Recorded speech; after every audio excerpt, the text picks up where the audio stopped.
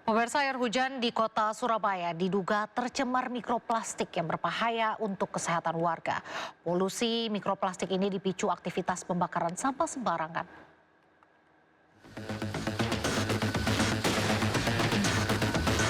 Buliran air hujan yang mengguyur kota Surabaya, Jawa Timur ternyata terkontaminasi mikroplastik. Dari hasil penelitian oleh Ecological Observation at Wetlands Conservation atau Ekoton, di 7 lokasi kota Surabaya, seluruh sampel air hujan mengandung partikel mikroplastik. Kandungan mikroplastik terbanyak ada di wilayah Pakis Gelora, yaitu 1 liter air mengandung 356 partikel mikroplastik. Menurut peneliti, pencemaran mikroplastik pada air hujan ini dipicu aktivitas pembakaran sampah plastik serta gesekan ban kendaraan dengan aspal. Memang 56% itu dipicu oleh pembakaran daerah yang padat juga dengan arus transportasi, sehingga memicu kontaminasi mikroplastik yang terjebak di akan terjadi wet dekomposisi, sehingga mikroplastik turun bersama air hujan. Dan ini yang kemudian sangat berbahaya dan Sementara pihak DLH Surabaya sudah berupaya maksimal dalam mengurangi sampah plastik dengan menerapkan larangan penggunaan tas plastik sekali pakai di toko modern. Di kota Surabaya ini sudah menggunakan salah satu aturan, yaitu di Perwali 16 tahun 2022 itu sudah melarang penggunaan sampah tas dari plastik. Itu sistem pengelolaan sampah yang ada di TPA Benowo. Air hujan tercemar mikroplastik ini pun dikhawatirkan menjadi ancaman serius bagi kesehatan masyarakat. Untuk meminimalisir polusi mikroplastik ini, warga diimbau untuk tidak membakar sampah dan mengelola sampah dengan benar. Dari Surabaya, Jawa Timur, Rahmat Ilyasan, iNews melaporkan. Terima kasih, masih di Sindo Malam. Pemirsa, lebih dari 500 pengendara motor terjaring operasi Zebra 2025 di kawasan Jatinegara, Jakarta Timur. Pelanggaran terbanyak mulai dari tidak memakai helm hingga nekat melawan arus.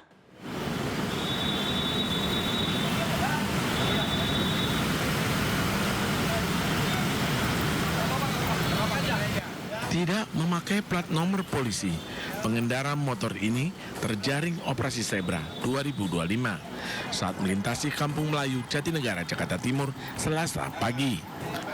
Plat nomor disimpannya di bagasi demi menghindari tilang elektronik. Ada juga pemotor yang nekat melawan arus hingga masuk jalur bus Transjakarta. Dalam operasi Zebra hari kedua, di lokasi ini 500 lebih pengendara motor kena tilang elektronik. Para pelanggar dikenakan denda tilang Rp500.000. Terkaptur ada 253 pelanggaran, itu paling banyak lawan arus, sejumlah 190. Jadi tidak menggunakan helm ada 22, selanjutnya 19 itu safety belt.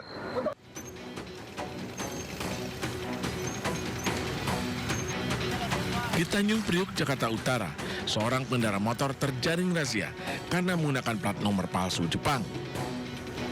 Lagi ngeliat ini Pak map, soalnya kan saya harus nyesuaiin titiknya mobil, jadi saya nggak tahu ya, tadi saya lihat map. Tadi saya pengen sempat minggir, cuman udah terlanjur seru minggir ya udah. Tapi maksudnya dengan penindakan ini meningkatkan kesadaran maksudnya kalau itu kan bahaya gitu. Iya benar-benar emang ya peringatan buat saya juga lah gitu kan. Pelanggaran yang paling banyak ditemui, pemotor tidak memakai helm. Operasi Zebra berlangsung hingga 30 November 2025 untuk meningkatkan kesadaran dan kedisiplinan masyarakat agar tertib berlalu lintas. Tim Liputan iNews melaporkan. Rekonstruksi pembunuhan anggota TNI Angkatan Darat Prada Hairul Muhammad Nail yang diduga tewas dianiaya seniornya di Goa, Sulawesi Selatan diwarnai kericuhan. Ibu korban mengamuk hingga nekat menghadang mobil yang ditumpangi 3 tersangka.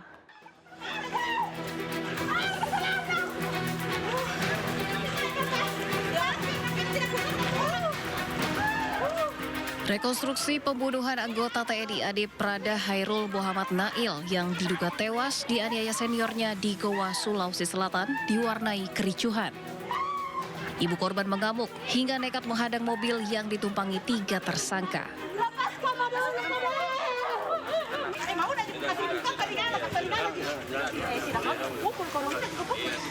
Sejumlah personil TNI berupaya menenangkan ibu korban. Usai memperagakan sejumlah adegan penganiayaan, ketiga tersangka langsung dibawa ke kantor Denpom Makassar.